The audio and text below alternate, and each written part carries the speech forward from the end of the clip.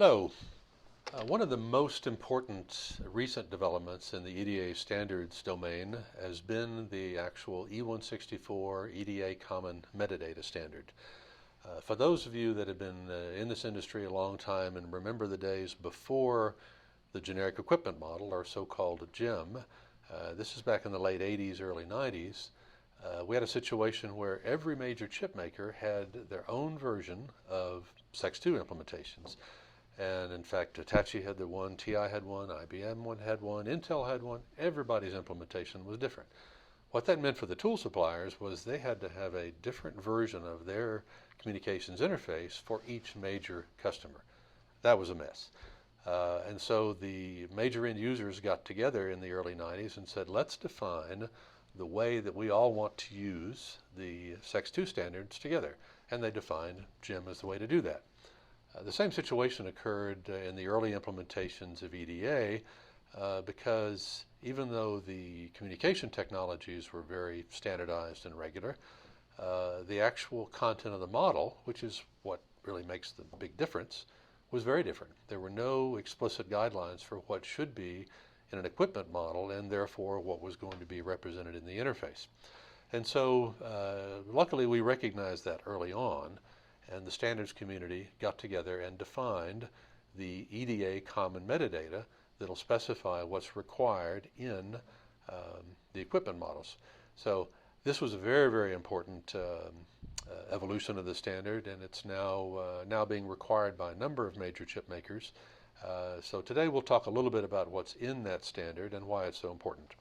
So first of all, what does E164 specify? Well, it is a complementary standard to the E120 and E125 node and self-description standards that states the requirements for state machines, substrate locations, event naming, some of the hierarchy and the requirements for what has to be represented. So it makes sure that the common elements of all equipment are in fact represented in the model in an identical way. Now, this actually enables the users of those standards on the sort of host and application side to make pretty big assumptions, important assumptions about the naming of events and parameters and modules, and therefore be able to create generic data collection plans and even entire applications that leverage that knowledge to keep from having to build equipment specific applications. So again, this is very important. But it's a lot more fun to see the thing in actual working. So another feature of E164, of course, since it's targeted for 300 millimeter wafer fab equipment, one of the requirements is that all of the GEM 300 standards have to be fully implemented in E164. It also requires that the more recent module process tracking standard, the E157, be implemented. And so you'll see that as we browse one of the models. So let's look at this picture now. Just as an example, the modules that are the messages that deal with substrate tracking. If you remember the E90 substrate tracking standard, there are two principal objects represented there. One is the substrate itself, and the other is a substrate location, which is a place in the equipment that a substrate can land. Each of those objects has multiple state machines associated with it.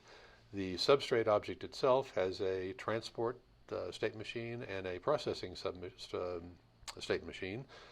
The substrate location has a single state machine which defines its status. Is it occupied or unoccupied? And if it's occupied, what substrate is there? So we'll be actually looking now into the same model that we have in our simulator to see what that looks like. So let's bring up our application here. And you can see that we have the 300 millimeter equipment model here. Let's go find where the substrate location is in the processing chamber. And you can see down here is a state machine for an E90 substrate location, and you can see that's under the actual material location for processing substrate. If you expand that state machine, you will see that there are the same four states that are defined in the semi-standard. The two principal, four transition events. The two principal transition events are unoccupied to occupied, and the reverse, occupied to unoccupied. So those events fire every time a wafer arrives or departs a particular location. Now, if you expand each of those events, you can see that the parameters that are required to be available at that event are the location ID for the substrate location you're looking at, and the substrate ID that has moved in or out of that location. And so what this allows you to do actually is to automatically create data collection plans if you want to track wafer movement within a piece of equipment. Let's go look at a data collection plan that was automatically generated for that. Let's look at the Processing Chamber 1 Substrate Location Plan. You can see that one here.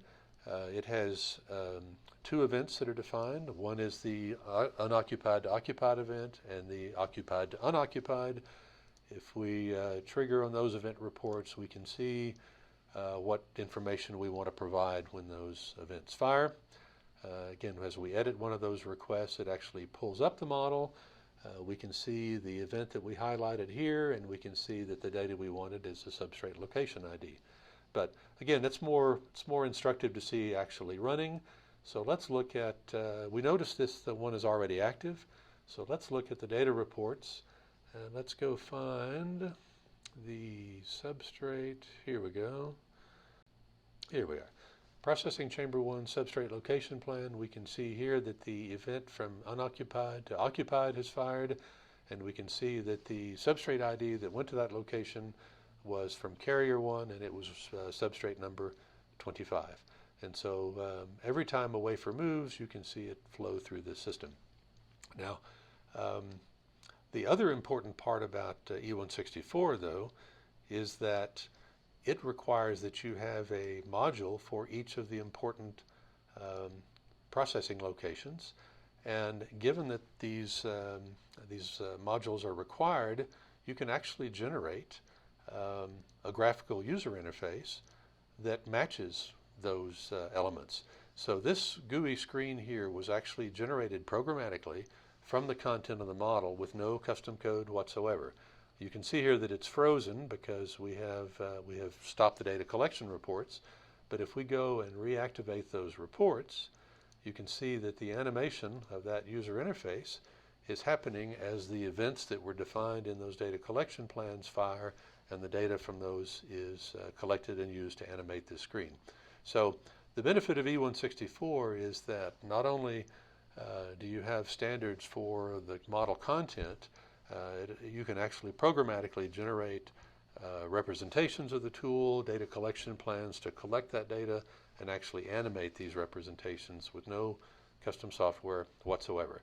So you can imagine the kind of applications you could build with that kind of information beyond just the basic visualization.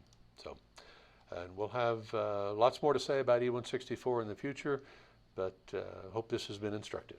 Thank you.